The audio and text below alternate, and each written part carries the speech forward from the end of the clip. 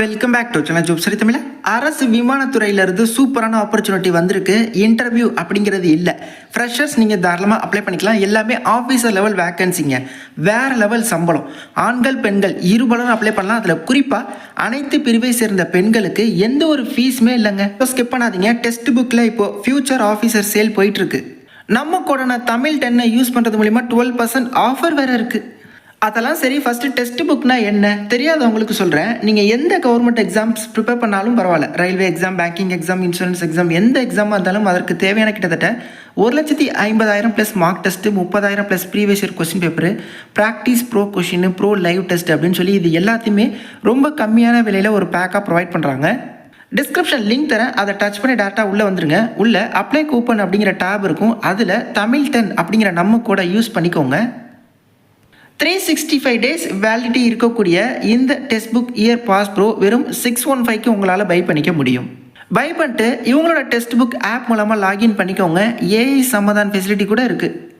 நான் சொல்கிறேன்னு இல்லை, நீங்களே நிறைய செல்ஃப் ரிசர்ச் பண்ணுங்கள், ரிவ்யூஸ் பாருங்கள். டெக்ஸ்ட் புக் பற்றி நிறைய பேருக்கு எக்ஸாம்ஸ் கிராக் பண்ணுறதுக்கு ரொம்ப ஹெல்ப்ஃபுல்லாக இருந்திருக்கு. நீங்களும் கவர்மெண்ட் எக்ஸாம் ப்ரிப்பேர் பண்ணிட்டு இருக்கீங்க அப்படின்னா கண்டிப்பாக ட்ரை பண்ணுங்கள். டிஸ்கிரிப்ஷன் லிங்க் தரேன் டெக்ஸ்ட் புக்.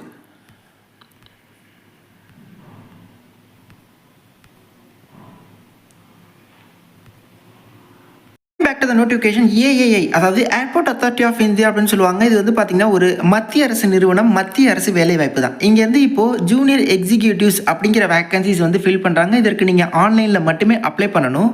இந்த வேலைக்கான ஏஜ் லிமிட் என்ன ப்ரோ அப்படின்னா அப் டு 27, 27 வயது வரையும் நீங்கள் அப்ளை பண்ணிக்கலாம். அதாவது இந்த 27 வயது அப்படிங்கிறது பொது பிரிவினருக்கும் இடபிள்யூஎஸ்க்கும் தான். ஓகே, நீங்கள் எஸ்சி ஆர் எஸ்டி வகுப்பில் வரீங்க அப்படின்னா 27 + 5 இயர்ஸ் சேர்த்துக்கோங்க, 32 வயது வரையும் அப்ளை பண்ணிக்கலாம். பிசி, எம்பிசி, டிஎன்சி, பிசிஎம்னா நீங்கள் ஓபிசியில் வருவீங்க, நீங்கள் +3 இயர்ஸ் சேர்த்துக்கோங்க அப்படின்னா 30 வயது வரையும் அப்ளை பண்ணிக்கலாம். இந்த நோட்டிஃபிகேஷனோட க்ரூஷியல் கட் ஆஃப் டேட் என்ன அப்படின்னா 18/3/2025. இந்த டேட்டின் படி இவங்க கேட்குற ஏஜ் கரெக்டாக உங்களுக்கு மேட்ச் ஆகுது, இந்த வயதுக்குள்ளே தான் உங்களுக்கு இருக்குது அப்படின்னா நீங்கள் எலிஜிபிளுங்க. அப்ளை பண்ணுறதுக்கான போர்ட்டல் 17/2 நேர்த்தியிலேருந்து ஓப்பன் பண்ணியிருக்காங்க. வர மார்ச் 18 வரையும் டைம். அதற்குள்ளேயே நீங்கள் ஆன்லைனில் மட்டுமே அப்ளை பண்ணிக்கோங்க.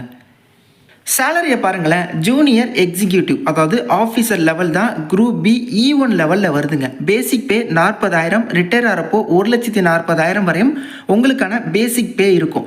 பேசிக் பே அதாவது இன் அடிஷன் டு பேசிக் பேயோட சேர்த்து டிஏ, பெர்க்ஸு, ஹெச்ஆர்ஏ, அதர் பெனிஃபிட்ஸு அப்படி இப்படின்னு சொல்லி உங்களுக்கு முதல் மாத சம்பளம் 13 lakh per annum இருக்கும் அப்படின்னு சொல்லியிருக்காங்க. அதாவது சிடிசி அப்படி பார்த்தீங்கன்னா உங்களுக்கு வேறு லெவல் சேலரி, வேறு லெவல் பெனிஃபிட்ஸுங்க. ஸோ கண்டிப்பாக ட்ரை பண்ணுங்கள்.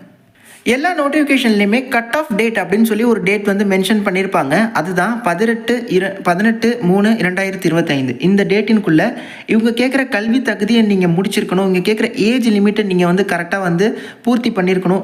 இது எல்லா நோட்டிஃபிகேஷன்லேயும் இருக்கும். பட் வந்து நிறைய பேருக்கு தெரியறதில்ல. இந்த கட் ஆஃப் டேட் அப்படிங்கிறது ரொம்ப ரொம்ப முக்கியங்க.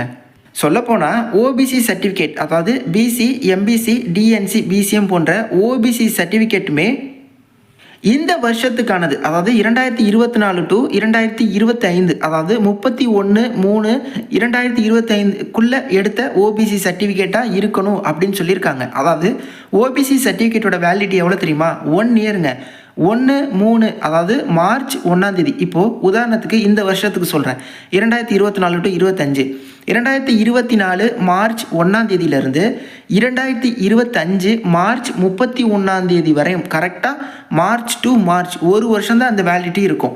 இந்த வேலைவாய்ப்பு இப்போ உங்களுக்கான கட் ஆஃப் டேட் 18/3 அதாவது மார்ச்சுக்குள்ளேயே முடியுது. அதனால இந்த வருஷத்துக்கானது மார்ச் 31க்குள்ளே எடுத்த இந்த ஃபினான்ஷியல் இயருக்குள்ளே ஓபிசி சர்டிஃபிகேட்டாக இருக்கணுங்கிறத நோட்டிஃபிகேஷனில் மென்ஷன் பண்ணியிருக்காங்க. இது தெரியாமல் நீங்கள் அப்ளை பண்ணி ஃபைனலாக டாக்குமெண்ட் வெரிஃபிகேஷனில் ஓபிசி சர்டிஃபிகேட் இந்த தேதிக்கு அப்புறம் எடுத்ததாக அது இருந்தால் எப்படி அக்செப்ட் பண்ணுவாங்க? ஸோ எந்த அளவுக்கு ஒரு முக்கியமான விஷயம் பாருங்கள். இந்த ஏஐலேருந்து இப்போது ஜூனியர் எக்ஸிக்யூட்டிவ்ஸ் கேட்குறாங்க பல்வேறு ஓப்பனிங்ஸ். அதாவது ஃபயர் சர்வீஸில், ஹியூமன் ரிசோர்ஸில், அஃபிஷியல் லாங்குவேஜஸில்.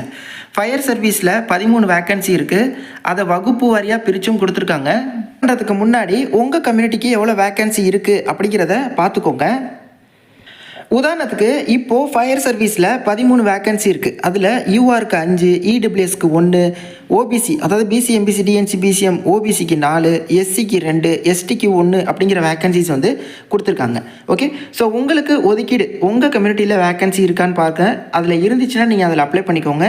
வேக்கன்சி கம்மியாக இருக்குன்னு ஃபீல் பண்ணால் நீங்கள் யூஆரில் பாருங்கள் எவ்வளோ வேக்கன்சி இருக்குன்னு. யூஆரில் நிறைய வேக்கன்சி இருக்குது, எங்கள் இதில் 1-2 வேக்கன்சி தான் இருக்குன்னா நீங்கள் யூஆரில் கூட அப்ளை பண்ணலாம்.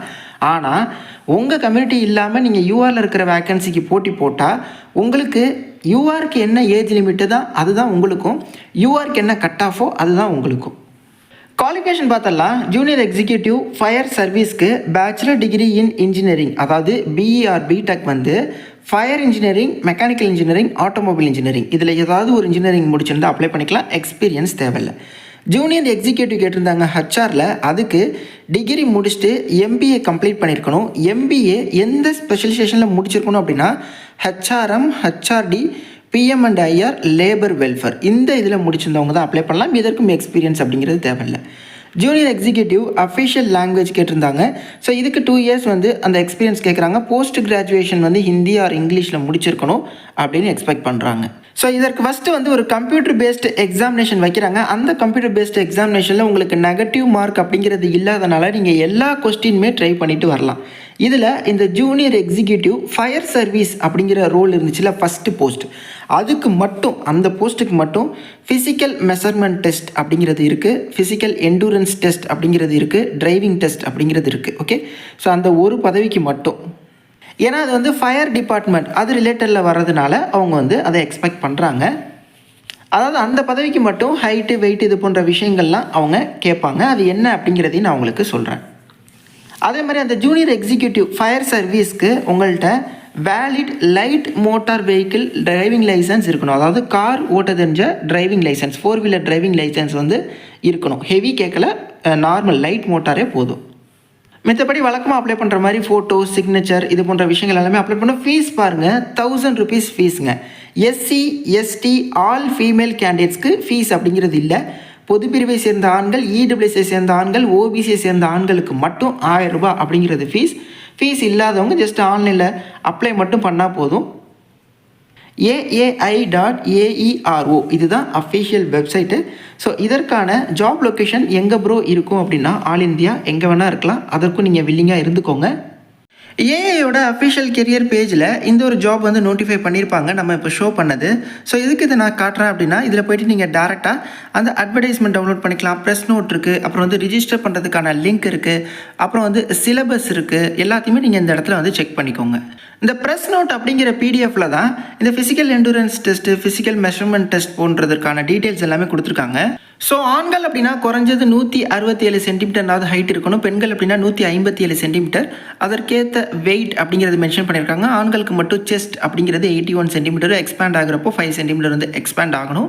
அப்புறம் ஃபிசிக்கல் எண்டூரன்ஸ் டெஸ்ட்டில் எந்த மாதிரி எல்லாம் உங்களுக்கான டாஸ்க் இருக்கும் இது எல்லாமே வந்து இந்த பேஜில் டீட்டெயில்டாக இருக்குது. ஐ மீன் 100 மீட்டர் ரன்னிங்கு, அப்புறம் வந்து ஒரு சாண்ட் பேக்கை வந்து லிஃப்ட் பண்ணி போகிறது, போல் கிளைம்பிங்கு, ரோப் கிளைம்பிங்கு இது போன்ற ஃபிசிக்கல் எண்டூரன்ஸ் டெஸ்ட்டுமே மேல் கேண்டிடேட்ஸ்க்கும் ஃபீமேல் கேண்டிடேட்ஸ்க்கும் தனித்தனியாக வந்து மென்ஷன் பண்ணி கொடுத்துருக்காங்க. இந்த பிடிஎஃப் ஃபுல்லாக ஒன் டைம் ரீட் பண்ணுங்கள்.